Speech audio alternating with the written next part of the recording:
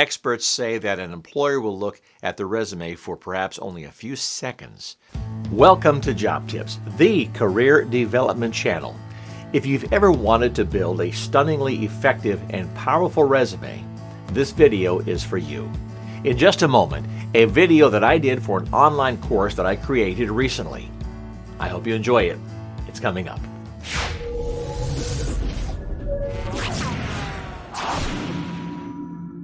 Now that you have resigned gracefully, let's get on with the nuts and bolts of great resume writing. I hope you're ready. Now, there isn't one right style of resume, although you might have heard differently.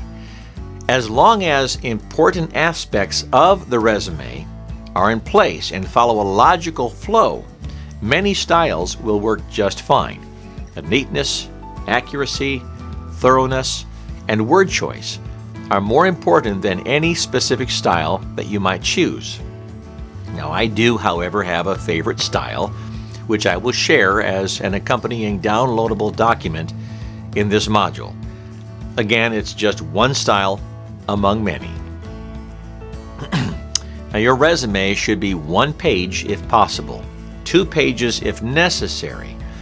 Do not send a 3-page resume unless your career highlights and experience are so extensive to the extent that it must be included. Oh, and be sure it is absolutely 100% error-free. That means 0 typographical errors. As well as accuracy and being error-free and well-written, the resume's content is critically important, as you will see in the next video. That's when it gets exciting. So, I will see you there. In this video about contents of the resume, there are specific headings in the resume that I want to focus on, and I will give you details about each one as I go through them. I will recommend content headings to be skill sets, professional objective, career highlights, other personal accomplishments, education, and references. I will also talk about cover letters and word usage. Now, I've included a sample resume that will show this exact layout so you can see where these elements should be in the document, and they go in a logical order. Now, the first heading is skill sets. Listing these is extremely important, because they will be more inclusive than just the things that you've actually done on the job. For example, you may be able to develop a comprehensive business plan. Although you may have never done it on the job, you may have that skill set. You may be able to write fantastic grant requests, although you only did it for your church or synagogue. Or perhaps you are an ace at accounting principles, but only learned it in college versus having real-world experience at it. So you may have done it on the side, perhaps. The skill sets section tells a prospective employer what you are capable of doing, not what you have done. Okay? What you have done will be in another section of the resume. I personally think the skill sets section should be at the top of the page. Experts say that an employer will look at the resume for perhaps only a few seconds before deciding if it goes on the reject pile or is considered for an interview. And you should sell your skill sets early on that page. Now, the next heading is professional objective. This should come next, at least in my ideal format. Just what is your objective? And you want to be specific. Don't be too general here. In other words, don't say, to get a good job as a salesman for a good company.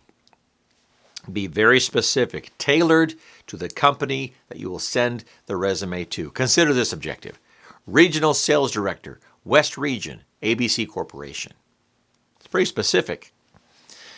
Trust me when I say that every employer and prospective interviewer, every HR professional has seen the lines that look like, to secure a position as a professional salesman with a dynamic company, where I can utilize my skills and provide excellent whatever. They are all way too buttery. Just be short and to the point, but specific. You will have plenty of time to dress up your qualifications and experience later on the page. The next heading is Career Highlights. Now, this is your time to shine. Most people just write their job descriptions or tasks here that they've done on the job, along with maybe their chronology or the timeline.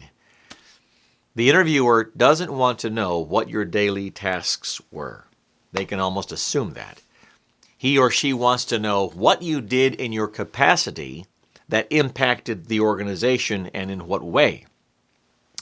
Once you've provided details about your activities, bullet point actual results, boom, boom, boom, boom, boom, profiling the positive impact your actions caused. Make this what I call the wow section. The results are what will do most of the selling before you even get to the interview.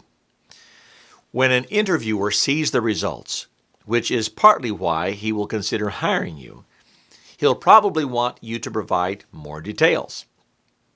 How will he get these details? Well, by interviewing you. And isn't getting the interview the reason you're sending a resume? The resume is just to get the interview. Without the interview, you've got nothing. It's also in the Career Highlights section where you mentioned the chronology, which you will see in the example resume. Remember, the resume is just to get the interview on the calendar. All right? The next heading is Other Personal Accomplishments. This is the personal side of you, beyond just what you have accomplished in your career. Interviewers are not just robots looking for other robots. No, they're people. They're actual people who generally show interest when the people asking for a job are involved in the community or what have you. People who have personal interests that reflect their personalities, their hobbies, and unique qualities. Just don't overdo it. Less is more, so to speak. But it is valuable just the same.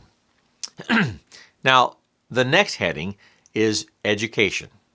This comes almost last, listing your educational accomplishments, or perhaps your degrees or certifications. Where you graduated. When did you finish the respective degrees or certification programs? It's also appropriate to include your grade point average if you wish to include it, if it was good. But that's not entirely necessary. The last heading is References. Do not list references here. Simply write references available upon request. Now, you should type your resume in 12 font size, preferably Times New Roman, and use 1-inch margins left, right, top, and bottom.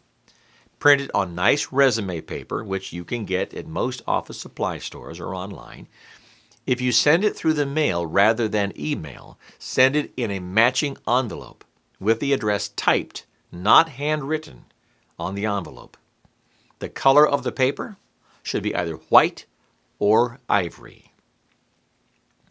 Of course, many companies require applying for jobs online and often allow you to attach your resume as a PDF document or in some other format.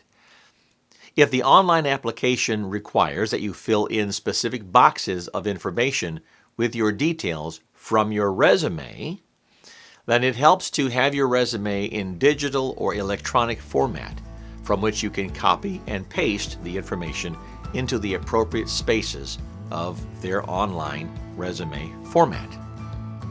Companies do this all the time to have continuity among all of the resumes that they're receiving. That is okay because you are simply following their requirements. So have your resume well written and saved electronically to make completing an online application much easier.